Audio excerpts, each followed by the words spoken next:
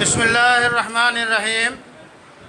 حضرات گرامی، خالق کائنات انسان کی تخلیق کے بارے میں اس آیت کریمہ میں گفتگو فرما رہے ہیں جو پڑھی جائے گی۔ مقصد یہ ہے کہ انسان خود اپنی تخلیق کے بارے میں غور کرے اور جس خالق نے اسے پیدا کیا ہے، تخلیق کے کتنے درجات ہیں، ان سب کو سامنے رکھ کر اس کی قدرت کو سامنے رکھے اور اس کے احکام پہ عمل کرے۔ اللہ تعالیٰ نے سب سے پہلے ایک انسان کو بنایا، یعنی آدم علیہ السلام کو۔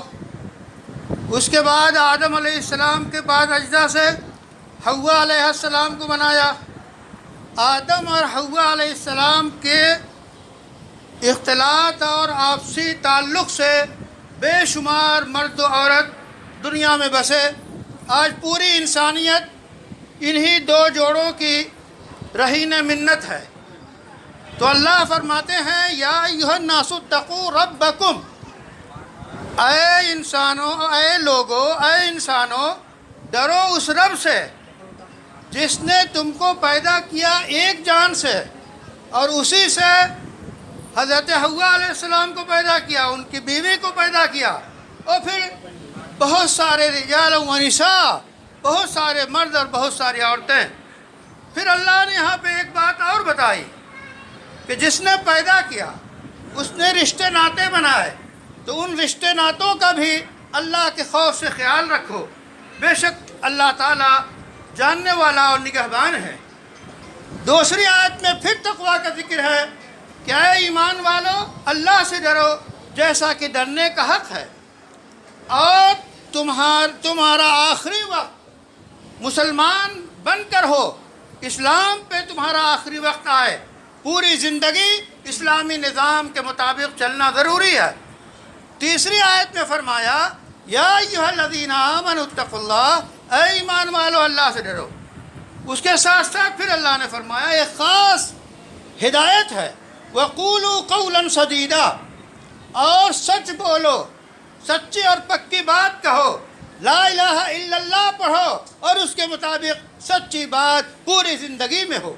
اس عہد و پیمان کے وقت میں، اس ایگریمنٹ کے وقت میں، اس نکاح کے عہد کے وقت میں، دو اجنبی دل اللہ کے نام پہ، شریعت کے نام پہ، رسول اللہ کی شریعت کے نام پہ وہ جڑ رہے ہیں، اور ان کے نام پہ یہ اجنبی دل ایک ہونے جا رہے ہیں۔ یہ ہے رشتہ نکاح۔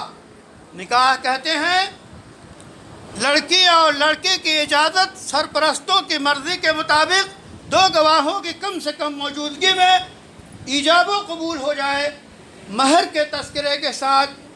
یہ ہے عقد نکاح۔ اس یہ عقد ہونے کے بعد پھر میاں بیوی کی حیثیت سے دو اجنبی بن جاتے ہیں اور نکاح ہو گیا، اور کسی ثبوت کی ضرورت نہیں ہے۔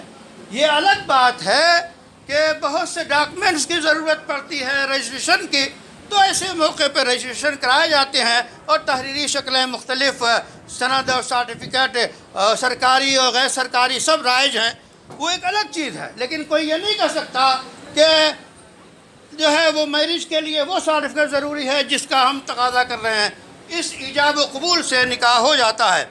تو حضرات گرامی، یہ چند وہ باتیں ہیں جو کہ ان آیات میں جو آیات پڑھی جاتی ہیں اس موقع پر، اس میں اس کا خلاصہ ہے۔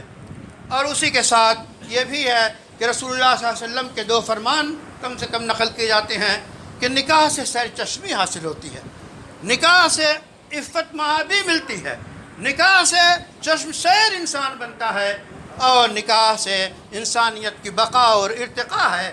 اس واسطے شریعت کے مطابق نکاح کرنا اور اس کی فضیلت بیان کرنا، اور یہی حقیقت ہے نکاح کی۔ بقیہ اس کے ساتھ جتنے لاحقے ہم نے ملا دیے ہیں، ہماری مشکلات میں اضافہ ہوتا ہے، اور اس کے سوا کچھ نہیں۔ تو آئیے وہ خطبہ سنیے۔